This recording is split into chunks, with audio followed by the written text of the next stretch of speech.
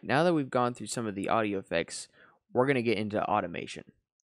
Now, automation means controlling an aspect of a plugin over time. So, or it's just automating a parameter. So, for instance, let's say we wanted to low pass this chord progression in from a low frequency and open all of the high frequencies up over time. So it would sound like this.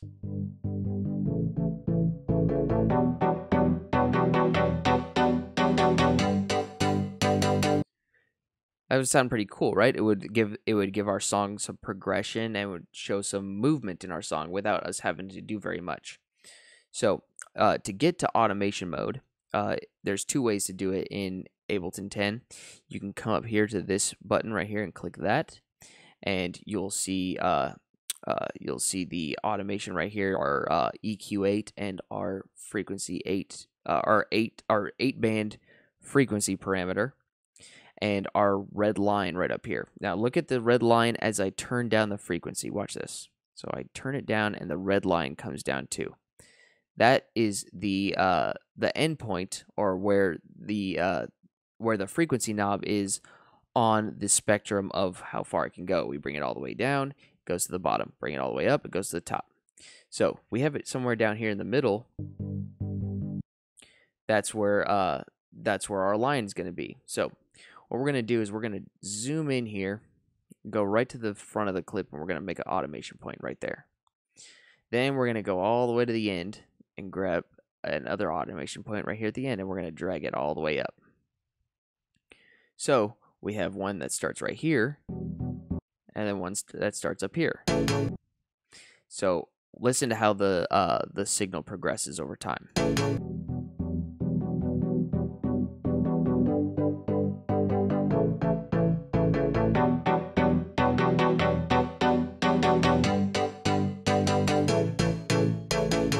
Pretty cool, right?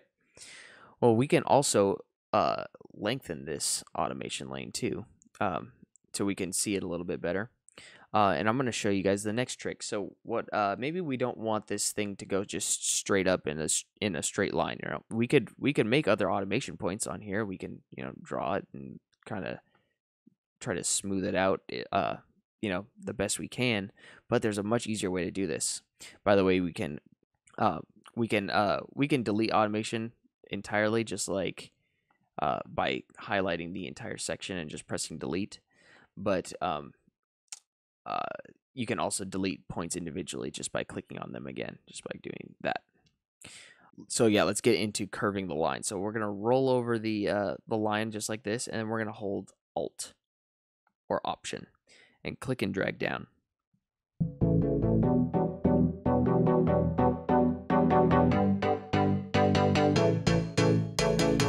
So that'll give us more of a steep curve, and make it so it kind of stays constant here at the bottom until the very end, where it comes up really fast.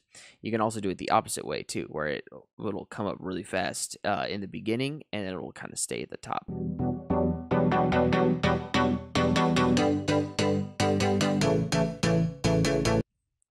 So let's say you wanted to automate two things at the same time. Well, we can maybe we wanted to bring the lows out as we come up, as we bring it in the highs. So we can come over here to the high pass curve and come down here. We'll bring this one down, and we'll basically do the same thing. We'll come right here and make a point right here, and make a point right here, and bring it all.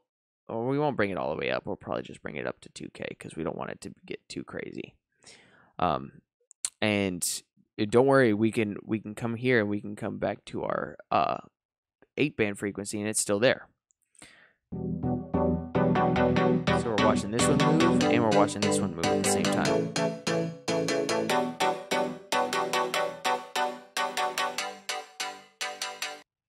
So if we wanted to see both of these at the same time, we can just hit this plus button, and this will create an automation lane for our 8-band frequency. We jump over here to our 1-band frequency and click on our frequency knob, and we can see the other band right there. And we can do this as many times as we want. So the last thing we're gonna do is we are going to record in some automation. Now I'm going to be doing this on my mouse, so it's not going to be very smooth. But a lot of you guys might want to be recording in automation because you just like the human feel of filtering in yourself. So what in order to do that, you want to make sure that your record arm button is off, and you want to come up here to the automation arm button. So this is going to be able to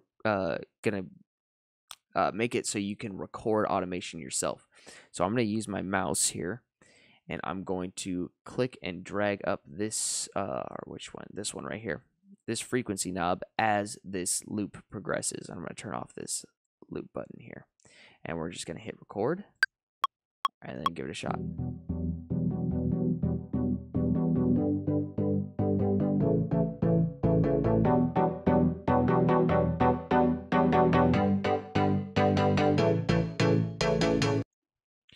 So you see, I kind of just curved it in myself over time. You see, it made all of these little automation points. That was Ableton detecting each individual mouse move that I made.